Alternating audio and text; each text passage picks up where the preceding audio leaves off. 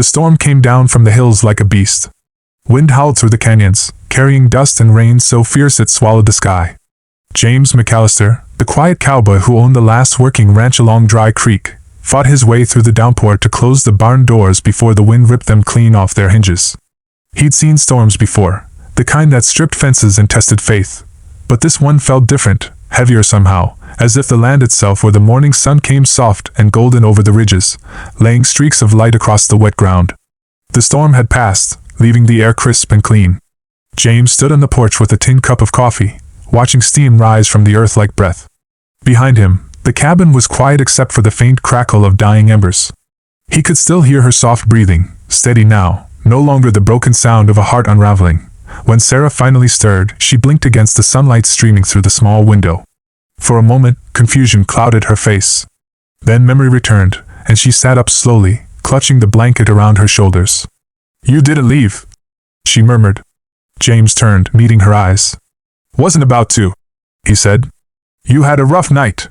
She looked down at her hands, the skin still raw from gripping the reins in the storm. "I'm sorry," she whispered. "I must have made a fool of myself." He shook his head. "You made yourself human. That's not foolish."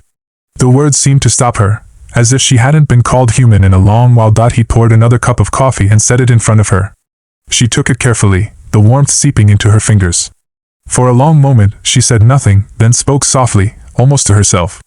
"Tom used to make coffee just like this. Burnt and bitter." James smiled faintly. "Guess I'm not much better at it." She looked at him, and for the first time, her lips curved into a small, hesitant smile. "No," she said. "You're better." Outside, the ranch began to wake. Horses shifted in their stalls. The air smelled of wet earth and sage. Sarah stepped outside, letting the wind brush against her face. The world felt open again, too open. "I didn't mean to stay the night," she said, her voice distant. "But when I saw your cabin, I thought maybe I could rest." James leaned against the porch post, arms folded. "You don't need to explain." She turned to him, eyes soft. "You don't understand. I wasn't just running from the storm." Her voice caught, trembling. "There's a man, my husband's brother, Mark. He said I owed him what Tom left behind. He wanted the land, the mule, everything. I told him it wasn't his to take." James's brow furrowed. "And he didn't take kindly to that, did he?" She shook her head. "He said I didn't deserve anything, not even a place to sleep." Her voice dropped lower. "When I left, he followed me halfway to the ridge before the rain came down. I don't know if he's still out there." For a long time, James said nothing. He looked out at the distant horizon, where the trail wound through the hills. Then, quietly, he said, "If he's coming, he'll find this place a hard one to break." Something in his tone made her chest tighten, not fear, but safety. "You'd do that for me?" she asked. He nodded once. "You don't leave someone to wolves, not out here." The hours passed slow, filled with the quiet work of living. Sarah helped hang damp clothes by the fire. She mended a torn saddle strap, her hands steady now. James fixed the fence that the storm had knocked loose. It wasn't spoken aloud, but there was a rhythm between them, a small, wordless understanding that neither was ready to let fade. As afternoon light spilled through the window, Sarah looked around the cabin. "It's peaceful here," she said softly. "Like the world forgets to be cruel for a while." James glanced up from sharpening his knife. "The world's still cruel," he said. "It's just quieter about it here." She smiled, half sad. "Then maybe that's enough." When night came again, the air turned cool, and crickets sang from the grass. Sarah stood by the window, staring into the distance. "Do you think he'll come?" she asked. James didn't look up from the fire he was tending. "If he does, we'll be ready." She turned toward him, her expression fragile but fierce. "I'm tired of being afraid, James." He met her gaze, the firelight flickering between them. "Then don't be," he said simply. "Fear only wins if you run." For a moment, she just looked at him. This man, a few words, this stranger who'd offered her more kindness in one night than others had in years. Then she stepped closer, her voice trembling. "I don't know what I'd have done if you hadn't been here." He looked up, eyes steady. "You'd have survived," he said. "You're stronger than you think." Her eyes filled with quiet tears. "I don't feel strong." "You are," he said, his voice low and sure. "You just forgot." The fire crackled softly.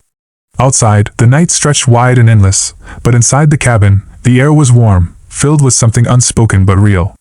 For the first time since her husband's death, Sarah felt her heart steady, no longer racing from fear but from something else. Something she didn't yet understand but didn't want to lose. Morning. When he turned toward the cabin, he saw her through the curtain of rain, a figure stumbling along the muddy trail, her shawl clinging to her like a second skin.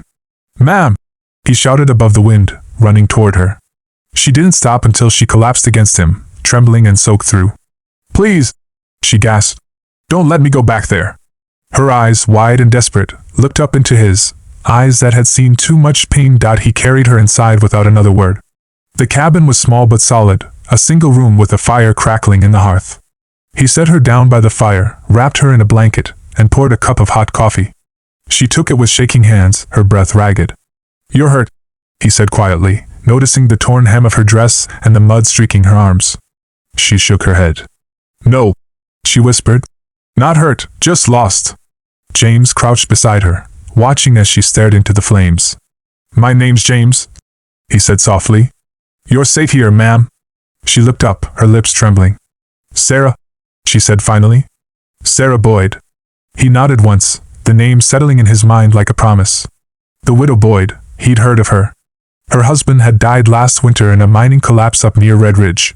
Folks said she'd stayed behind on the homestead, trying to hold on to what little she had. For a while either spoke. The only sound was the wind howling outside and the fire popping in the grate. She seemed smaller now, fragile in a way that stirred something inside him he didn't expect, not pity, but understanding. "You came a long way," he said. She nodded. "The storm hit while I was on the road.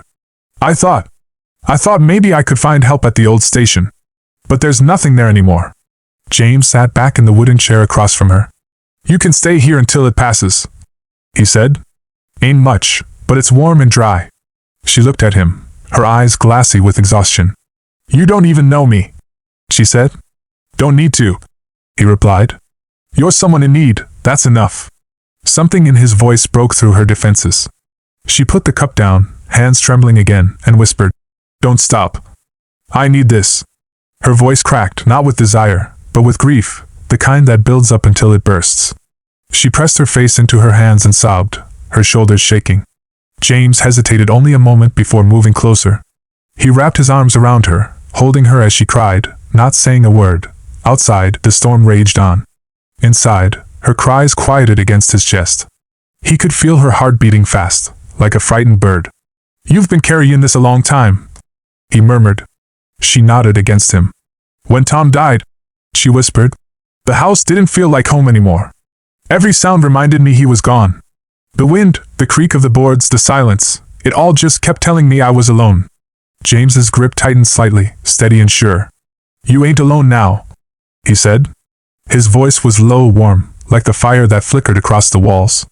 She looked up at him, tears glistening. "Why are you kind to me?" she asked. He hesitated, staring into the firelight. "Because once someone was kind to me when I didn't deserve it. Maybe I'm just returning the favor." The night deepened. The wind howled, but inside the little cabin, time slowed. Sarah leaned against him, her breath steadying, her pain spilling out in quiet sobs until finally, exhaustion claimed her. He didn't move, didn't speak, just held her as the fire burned low. And for the first time in years, James felt the quiet wasn't empty. It was full of something he hadn't let himself feel in a long time, hope.